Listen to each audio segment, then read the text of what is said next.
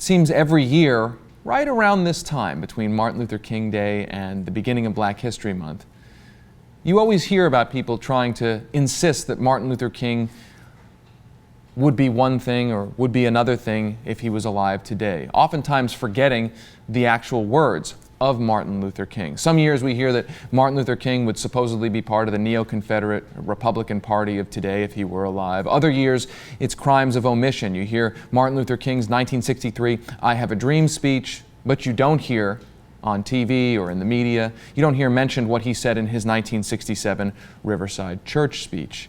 Well, the Pentagon, as it always often does, is topping everybody. The biggest of big government departments is now claiming that Martin Luther King, if he was alive today, he would support more defense spending, more weapons procurement, and more militarism in general. If you think I'm making this up, think again.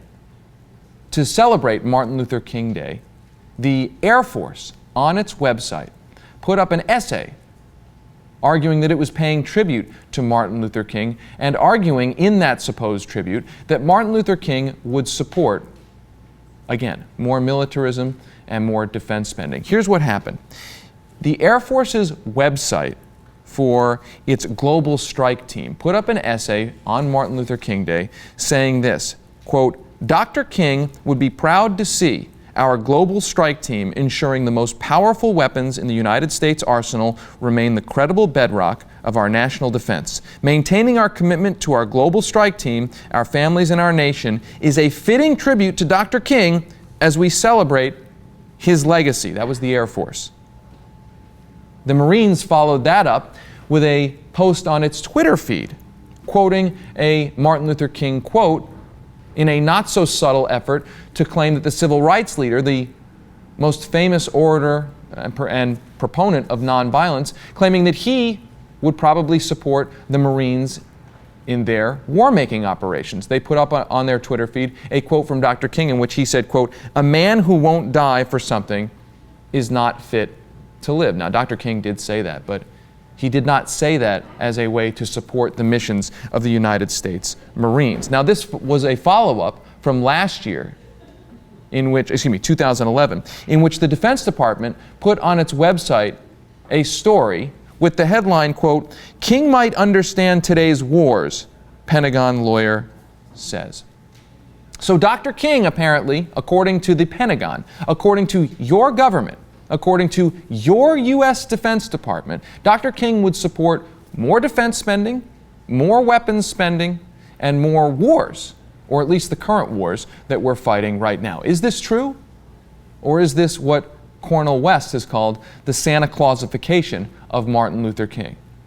I think the record is pretty obvious. I mentioned that 1967 Riverside Church speech from Martin Luther King. I encourage everybody who's watching this to go actually listen to it, watch it, or read an entire transcript of it. It's one of the most important speeches I think ever given in U.S. history. And here are some key excerpts of it, just to put it in contrast to what you just heard the Pentagon say about Martin Luther King. Here's one quote from that speech. "A nation that continues year after year to spend more money on military defense than on programs of social uplift is approaching spiritual death." The same speech, another quote, quote, "The greatest purveyor of violence in the world today is my own government." Another quote from Martin Luther King, quote, "There's nothing except a tragic death wish to prevent us from reordering our priorities so that the pursuit of peace will take precedence over the pursuit of war." So this is, I think quite obviously, an effort to Santa Clausify Martin Luther King.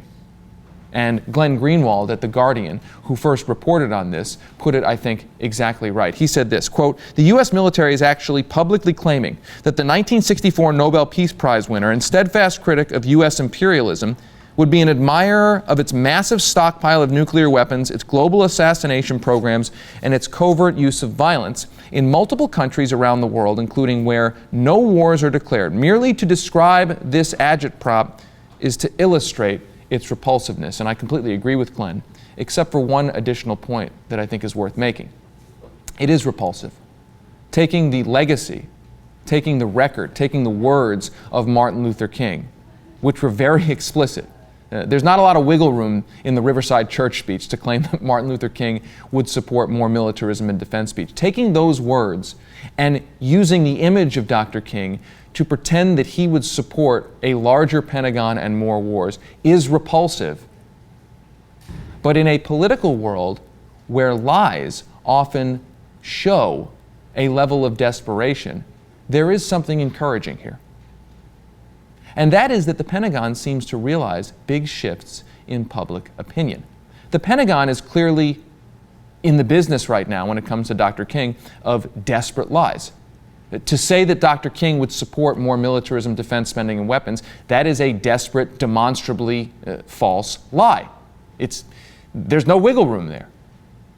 And so in so brazenly lying, the Pentagon is showing that it is more and more desperate to prevent more and more Americans from appreciating the spirit of what Dr. King was saying.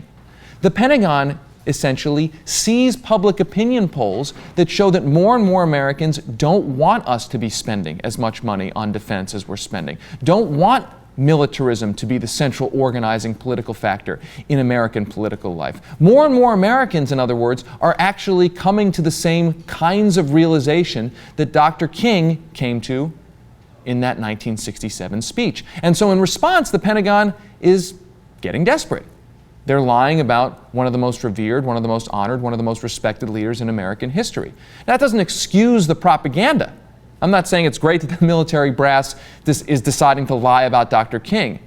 What I'm saying, though, is that the desperation reflects a welcome, granted slow, but welcome change in American public opinion. The Pentagon is trying to fight that change, but they are increasingly fighting a losing battle.